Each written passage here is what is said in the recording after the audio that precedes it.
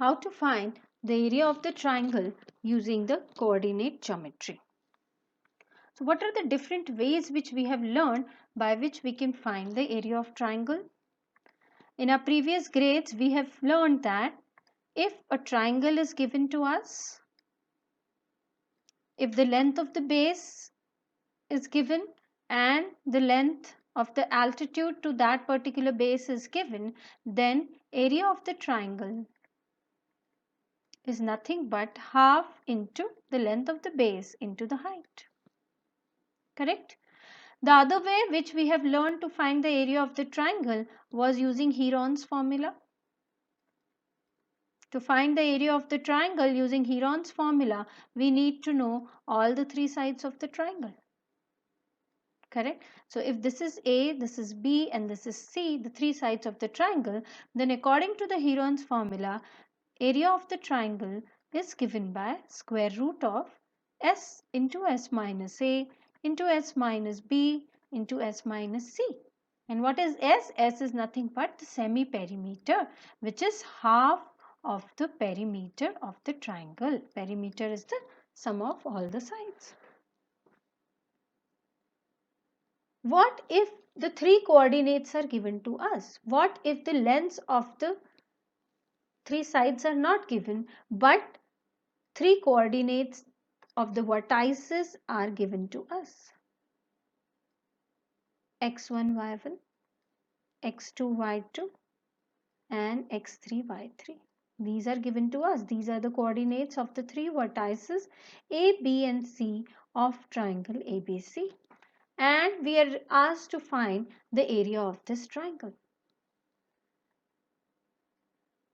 We can find out the length of AB, we can find out the length of BC and we can find out the length of AC using the distance formula. If the coordinates of the endpoints are given to you, then the length of the line can be figured out using the distance formula. And once the length of all the three sides are figured out, we can use the Heron's formula to find the area of the triangle. But that's a very tedious and lengthy process. So let us figure out an easier way to find out the area of the triangle when the three coordinates are given to us. Okay, so we have these coordinate axes, x-axis we have and we have y-axis. The coordinates of B is x2, y2. Let us drop a perpendicular from B on the x-axis. Let it be BD. From A, we drop a perpendicular and let it be AE.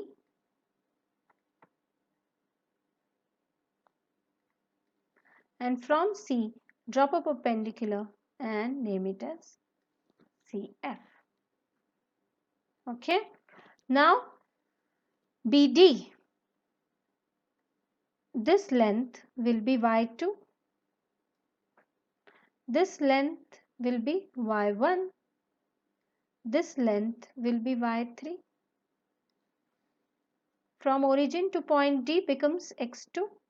Origin to point E becomes X1 and origin to point F becomes X3. Okay. Now what will you do?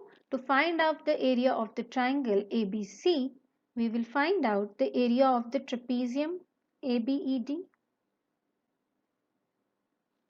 We'll find out the area of the trapezium ACFE. And to find the area of triangle, we need to subtract the area of the trapezium BCFD. Once we do this, we'll be able to figure out the area of this triangle. So area of trapezium, area of triangle ABC is nothing but area of trapezium AEDB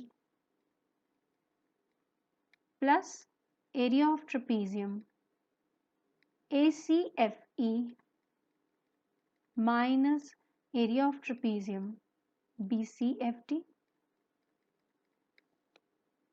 Area of trapezium AEDB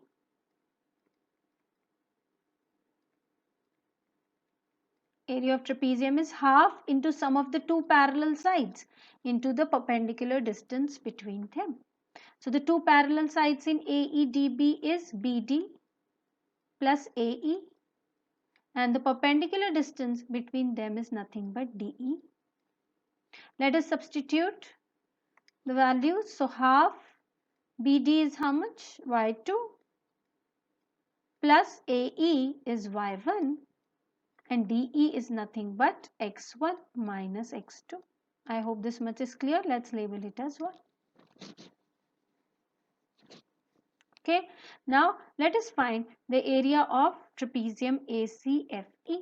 CFE is nothing but half into two parallel sides, which are AE plus CF, into the perpendicular distance between them, which is EF. This is X2, X1 and X3. So AE is how much? AE is Y1, CF is Y3 and EF is X3 minus X1.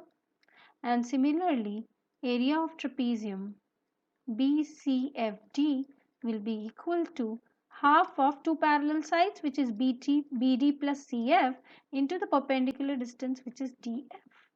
So we get half of BD, which is Y2 plus CF Y3 into X3 minus X2. That gives us a DF.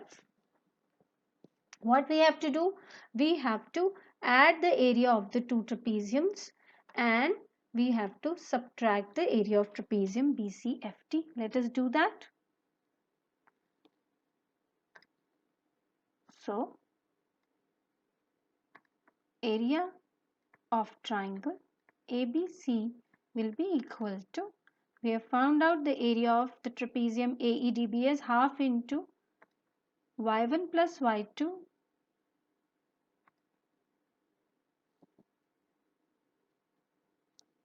into X1 minus X2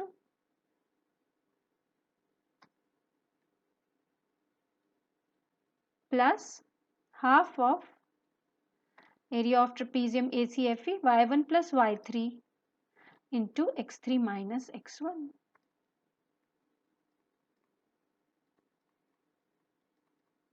Minus half of this thing here Y2 plus Y3 into X3 minus X2.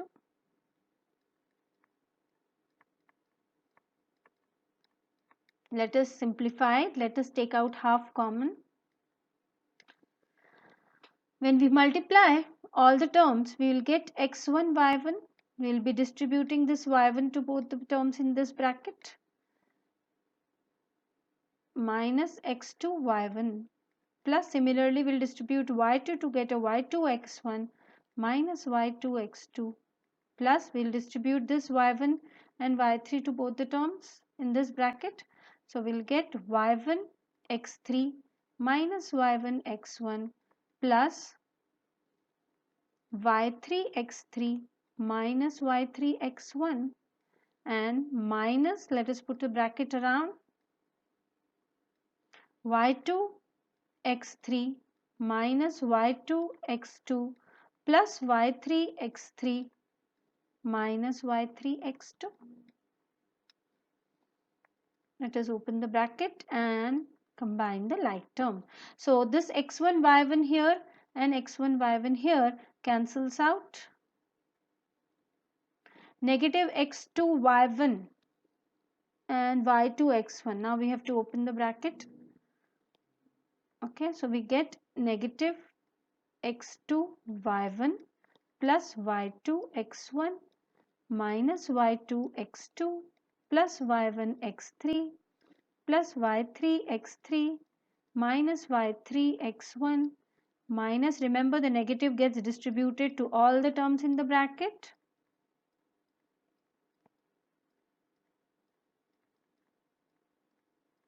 Okay. Let us see which all terms are like this. Negative Y2 X2 goes out with positive Y2 X2. Negative Y3 X3 goes off with this positive X3 Y3. Okay.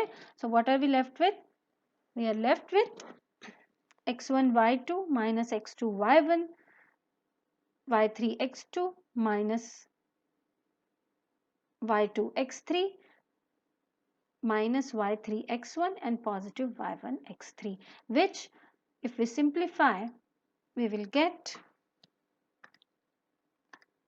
half into, on simplification we'll get x1 into bracket y2 minus y3 plus x2 into bracket y3 minus y1 plus x3 into bracket y1 minus y2. And what is this? This is the area of the triangle when the coordinates of the three vertices are given as x1 y1, x2 y2 and x3 y3. Area of the triangle.